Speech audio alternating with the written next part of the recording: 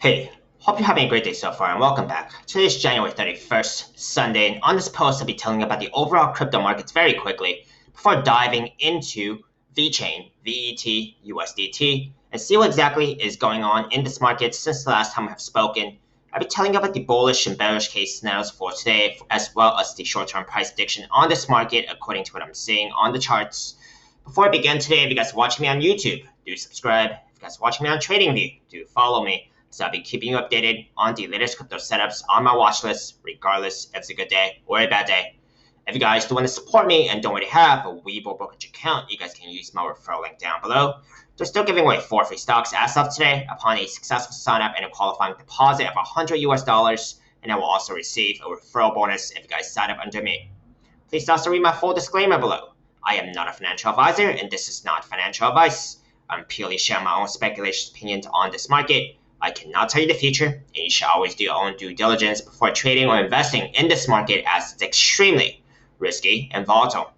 If you guys have any questions or comments, please do only leave them in the comment section below, but I'll try my best to get to as many of them as possible. Now, see what exactly is going on in this market. First, I've already done a pretty extensive post on Bitcoin dominance and Bitcoin price action earlier today on my earlier posts. So if you guys want to see that, you guys can check that out as well. But right now, I am looking for Bitcoin dominance to continue trending downwards. Generally speaking, that is better for altcoin price action when Bitcoin dominance is trending downwards, as opposed to if Bitcoin dominance was trending upwards. Okay, so this is very key. I'm still looking at. Let's see if the price action here on Bitcoin dominance breaks this daily 200 MA. Now, when Bitcoin dominance trends downwards, like I said, it's better for altcoin price action on both the up and downside. So just to illustrate this real quick, we do have Bitcoin dominance down about 0.4%, Bitcoin price action down over 3%.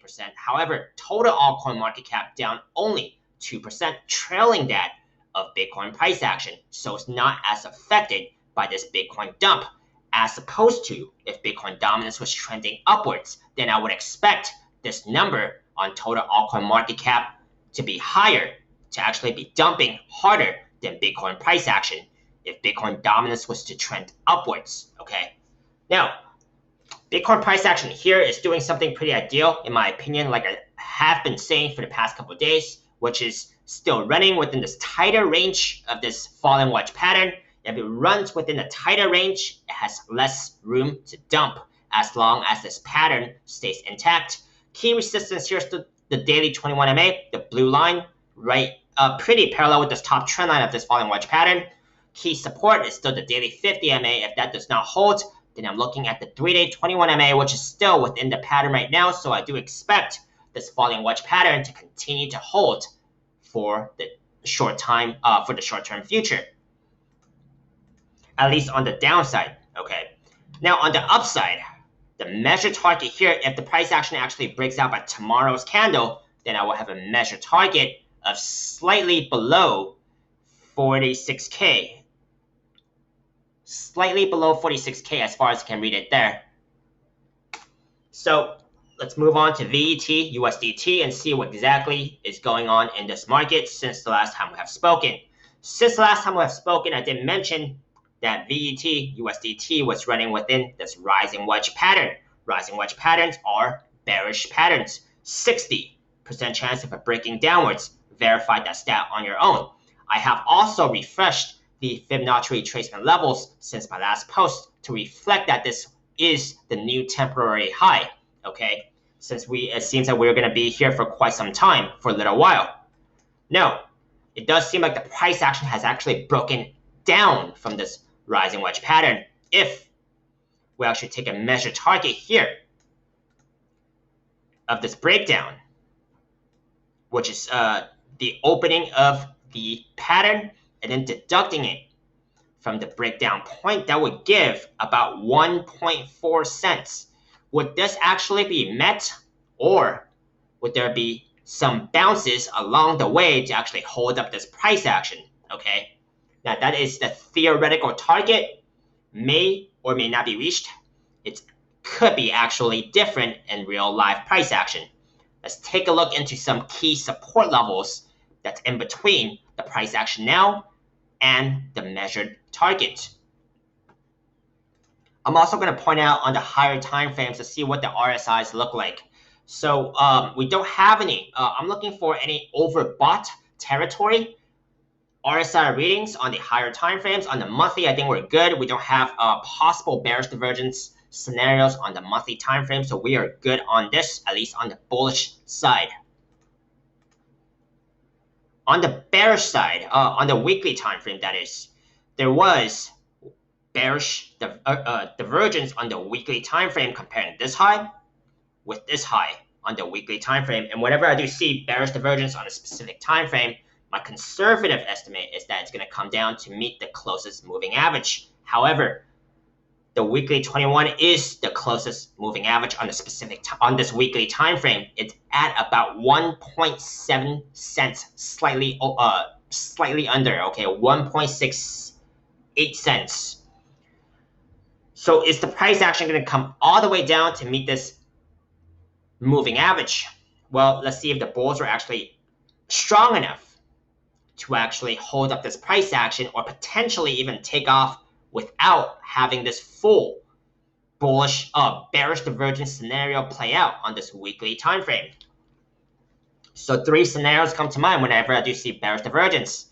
One is if the bulls are strong enough to actually take off without it, or if the bulls are not that strong but still strong enough to hold up the price action and wait for this moving average to come up to meet the price action, or would it just flop and just drop significantly down to this next moving average right here? So that's something I'm considering on the weekly time frame. On the 3-day time frame, there was already bearish divergence. I think there was already bearish divergence last time I've done a post comparing this high with this high. However, with lower highs on the RSI, indicating a loss of momentum for the bulls here. It's almost coming down to the 3-day 21 MA. The 3-day 21 MA is about 2.2 cents. Pretty parallel with the next fib level at about 2.2 cents as well.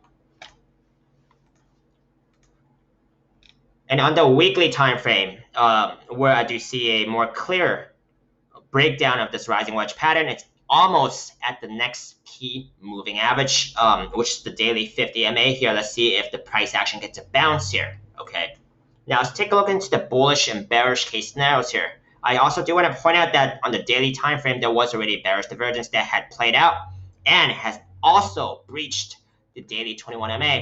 So over my conservative estimate here, but I do think that could be attributed to the 3-day and the weekly bearish divergence scenarios. Let's take a look into the bullish and bearish case scenarios here. Bullish case scenario, if price action can actually get a bounce at the next key support, which is what I'm looking at here to be the daily 50 MA.